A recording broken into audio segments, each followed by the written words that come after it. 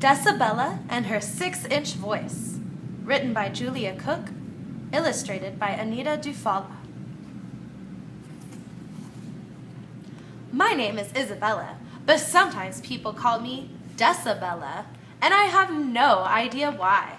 I like the name Isabella much better. I'm done with my test. Shh, Decibella, shh. Do you have any books about squirrel monkeys? Shh, Decibella, shh. Mom, I'm home. Shh, Decibella, shh. Hi, Grandma. Shh, Decibella, shh. I'll have the smiley face pancakes. Shh. Pass the popcorn, please. Shh. Isn't that one of your students? Today, my teacher asked me to stay in for recess so we could have a little chat. Isabella, I'm proud of you for doing so well on your social studies test, and your book report on squirrel monkeys was one of the very best. But today, we need to talk about how to make a better choice. Sometimes you talk way too loud and you need to lower your voice. It's important that you speak loud enough for those who need to hear, but you don't want to speak so loud that people cover their ears.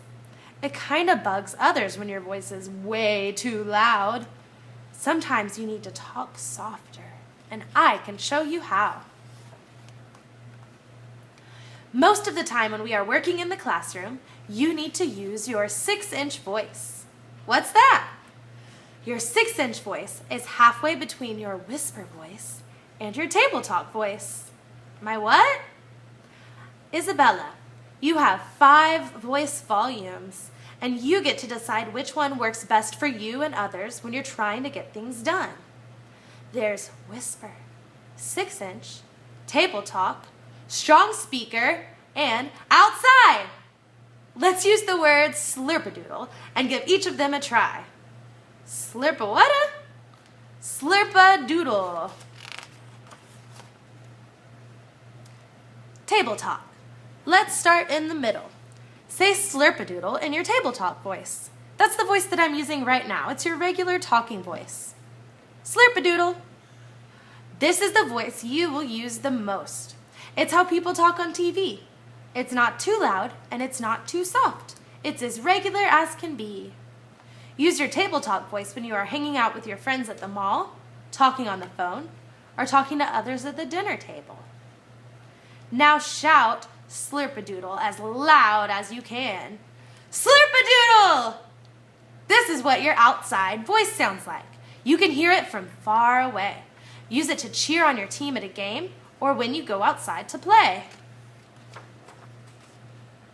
When you bring your outside voice inside, it gets you into trouble. Unless, of course, you have an emergency and you need to call for help. Like last week when you accidentally got your hair caught in the door. Help! Now, find the voice that is halfway between your table talk voice and your outside voice, and use it to say slurpadoodle. Slurpadoodle! This is your strong speaker voice. Your strong speaker voice is the voice that you will use when you need to talk to a group. You need to breathe in deep, stand up tall, speak strong, and try not to stoop. Use your strong speaker voice when you need to be a speaker, like when you are giving an oral report in class or acting in a play. Now, let's go back to the middle again. Say slurpadoodle in your table talk voice. Slurpadoodle. Perfect! Now whisper slurpadoodle. Slurpadoodle. Isabella, this is what your whisper voice sounds like. It's the softest voice you can make. You have to be right next to the people you're talking to, or they cannot hear what you say. Use your whisper voice when you're trying to be quiet in the library, when you need to ask me a question during a test, or when you're in a movie theater and you need to talk but don't want to bother other people around you who are trying to watch the show. Now find your voice that's halfway between your table talk voice and your whisper voice and use it to say slurpadoodle. Slurpadoodle. This is your 6-inch voice. That means that if a person is more than 6 inches away from you, he can't hear your voice. 6 inches is about the distance from your pinky to your thumb. So place your thumb on your chin like this and see if we can have some fun. Can you hear me now? Can you hear me now? Can you hear me now? Most of the time when you are working in class, I need you to use your 6-inch voice. When everyone uses their 6-inch voice, our classroom starts to buzz. Nobody makes too much noise, and our work gets done because we can talk and work and still stay on track, and our voices don't bug each other. A buzzing classroom sings. Guess what? We're working with one another. Isabella, you're in charge of how loud you are. You need to get control of your own voice. And now that you are a voice volume expert, I know you can make the right choice.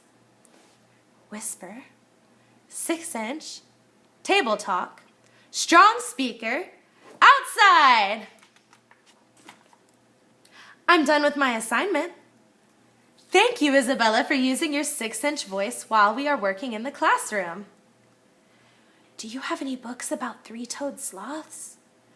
Thank you, Isabella, for using your whisper voice in the library.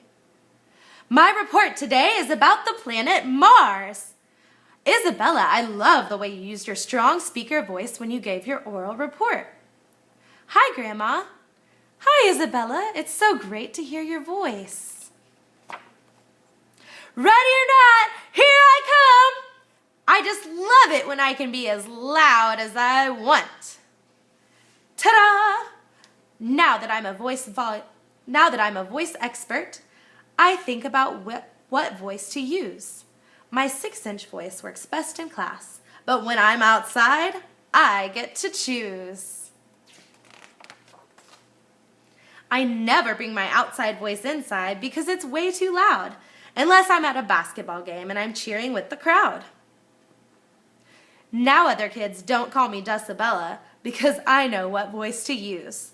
There's whisper, 6-inch, table talk, strong speaker, and outside.